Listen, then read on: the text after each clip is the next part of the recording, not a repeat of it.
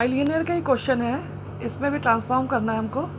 Determine the bilinear transformation which maps z1 is equal to 0, z2 is equal to 1, z3 is equal to infinite on to omega 1 is equal to i, omega 2 is equal to -1 and omega 3 is equal to -i respectively. ये cross section का formula लगाएंगे w minus w1 w2 minus w3 upon w minus w3 w2 minus w1 z minus 1 z2 minus z3 z minus z3 z2 minus z1। अब यहाँ पर देखिए z3 में infinite दे रखा है, तो जहाँ कहीं पे भी z3 है उसको हम बाहर निकाल लेंगे और z2 अपॉन z3 हो जाएगा, z1 अपॉन z3 जो z3 बाहर निकलेगा उससे हम कैंसिल कर देंगे। इसका वैल्यू सब्सटीट्यूट कर देंगे तो omega minus I minus 1 omega plus I minus 1 minus I is equal to z minus 0। अब z माइनस 0 यानी z1 की वैल्यू 0 दे रखी है, ठीक है। और यहाँ पर देखिए वैल्यू जब पुट करेंगे तो समथिंग अपॉन इनफाइनाइट क्या हो जाएगा, 0 हो जाएगा, तो यहाँ पर खाली क्या हो जाएगा -1 बचेगा। होल अपॉन यहाँ पे भी देखिए z अपॉन z3 ये भी आपका 0 हो गया -1 और यहाँ पर 1 आ जाएगा। ये रिजल्ट मिला हमको।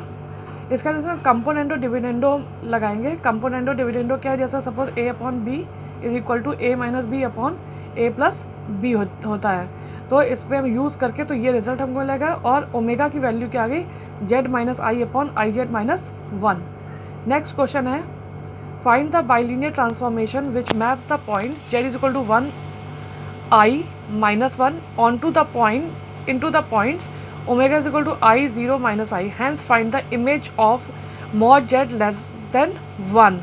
इसमें भी वही फॉर्मूला लगाएंगे क्रॉस सेक्शन का और वैल्यू सब्सटीट्यूट करके हम यहाँ पर देखिए हमने जब वैल्यू सब्सटीट्यूट किया तो ये रिजल्ट मिला। हमने यहाँ पर कंपोनेंडो डिविडेंडो लगाया। कंपोनेंडो डिविडेंडो लगाने के बाद हमको ये रिजल्ट मिलेगा, तो that value is omega. Omega is equal to I minus Z upon I plus Z. This is equation 1 which is the required bilinear transformation, यानी कि ओमेगा से हमने इसको जेड के टर्म्स में ले आया है। और इसके बाद इसी रिजल्ट को हम यूज़ करके जेड की वैल्यू लिखेंगे इन टर्म्स ऑफ ओमेगा, तो you will get this value. Condition image के लिए क्या दे रखी है, mod Z less than 1।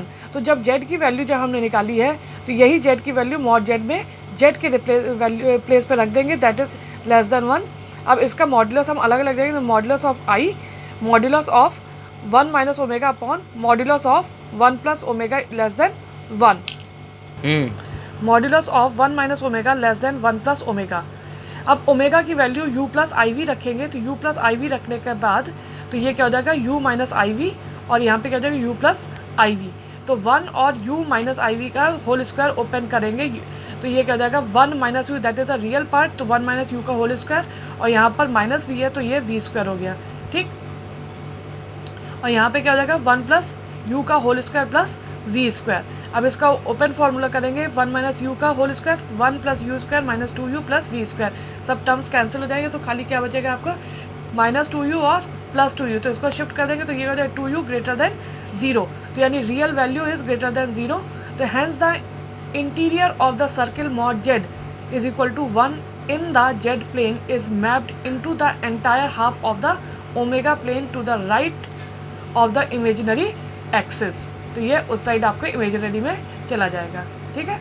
Next question है हमारा next question is find a bilinear transformation which maps the points i minus i 1 of the z plane into the 0 1 infinite of the w plane respectively. वही cross section formula लगाए। यहाँ पर भी देखिए infinite है omega की value, omega 3 की value.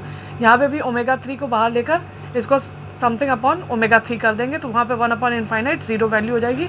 तो ये ओमेगा यानी omega minus 0 1 upon infinite minus 1 upon omega minus infinite minus 1 1 minus 0, तो ओमेगा 1 अपॉन इनफाइनाइट 0 हो गया, और यहाँ ओमेगा माइनस अपॉन इनफाइनाइट ये 0 हो जाएगा, is equal to z minus I minus 1 whole upon z minus 1 minus I minus 1। तो omega की वैल्यू हमको ये मिल जाएगी, तो omega is equal to this value.